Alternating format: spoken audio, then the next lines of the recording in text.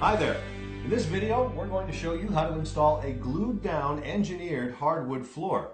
Now, this method can be used over concrete or, as we're going to do in this case, a suspended wooden floor. Ready to get started? You'll need some specific tools for a glue-down installation. Let's stay safe on the job, so make sure you have a certified dust mask, safety glasses, and earplugs for when you're cutting wood.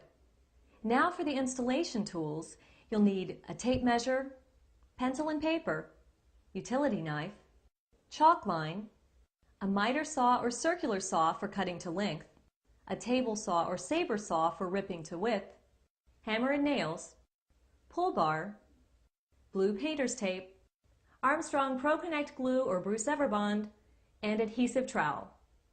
Now there are 5 steps to a glue-down installation.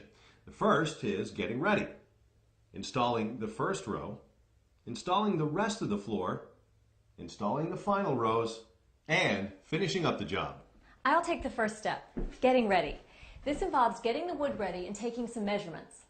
If your wood has been stored in an area that's significantly warmer or colder than your home, you'll need to bring it inside and allow it to come to room temperature before you start.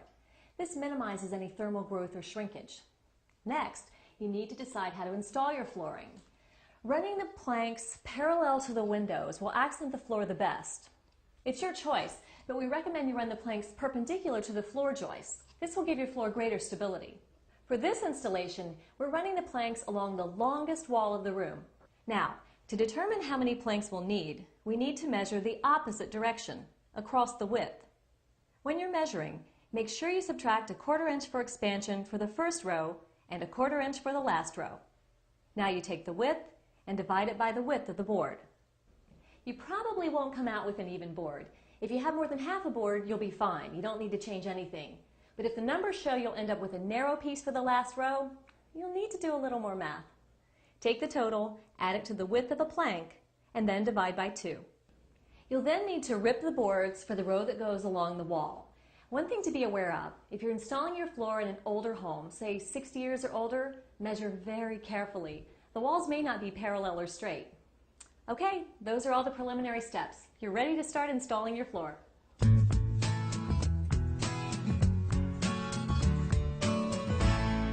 Installing the first row correctly is the key here. You'll need a tape measure, chalk line, a hammer, and some nails. Right, now you want to get a tight installation, so we recommend using a starter board that's going to hold your first row in place. In order to figure out where to install this starter board, you're going to measure the first 6 rows if you're using 3-inch product, or the first 3 rows if you're using 5-inch product. Then subtract the length of the tongue and strike a chalk line.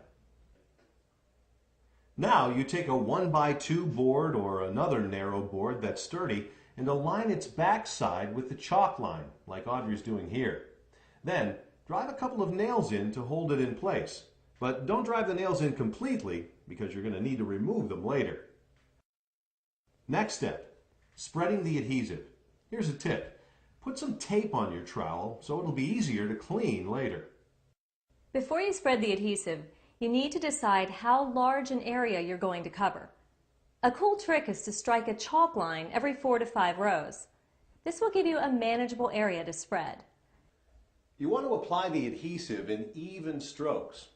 Now the key here to keep in mind is that you don't want to apply more than you can reach across. Oops. And you want to keep the adhesive off your starter board. Otherwise you mess up your edge. That's true. Now once you've applied the adhesive for this row, it's time to install the boards. Okay, I'm going to start from the left and place the board so the tongue is facing the starter board. Now for wider width boards, I'm also going to use a bead of glue along the groove.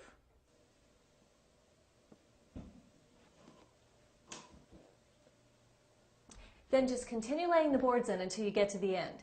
You want to make sure the ends fit together snugly and be sure to allow space for expansion at the beginning of the row and the end of the row. Now you don't need me to tell you that this adhesive is strong stuff, so you need to make sure that you clean up any adhesive that gets on the wood right away. Trust me, it's going to save you a lot of time and effort later on. Here we go.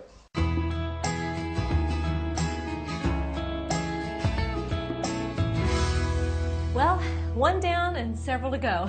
Let's get to it. Okay. To begin the second row, select a board that is cut from the first row or is 6 inches long and does not align with the end joint in the first row. As you go, you may need to tap the boards together to assure a tight fit. And if you have a board that has a little bow, don't worry. You can tighten the gap by using painter's tape to hold the boards together while the adhesive dries.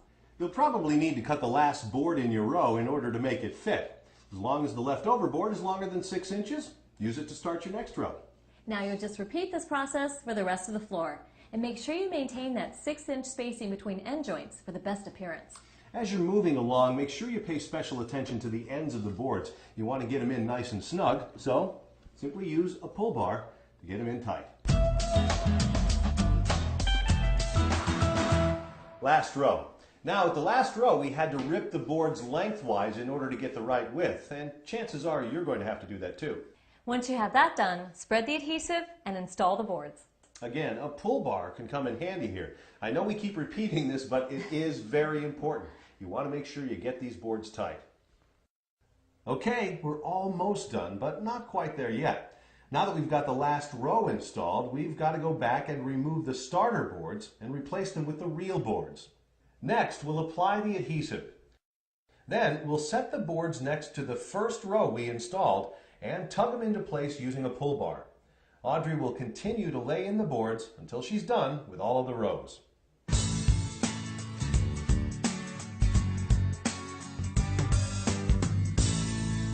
Okay, we're into the home stretch. Leave your floor to set overnight before moving any furniture onto it. You want to give the adhesive a chance to bond well. Now, if you've left some tape on the floor, you'll want to get that up within 24 hours. And if there's glue on the floor, you can simply remove that with some warm water and a rag or Armstrong adhesive remover. And then once you've done that, you're ready to reinstall the trim and clean up. If you want to learn more about trim, cleanup, or any of the other installation methods, go to any of the other videos in our web series. And enjoy your new floor.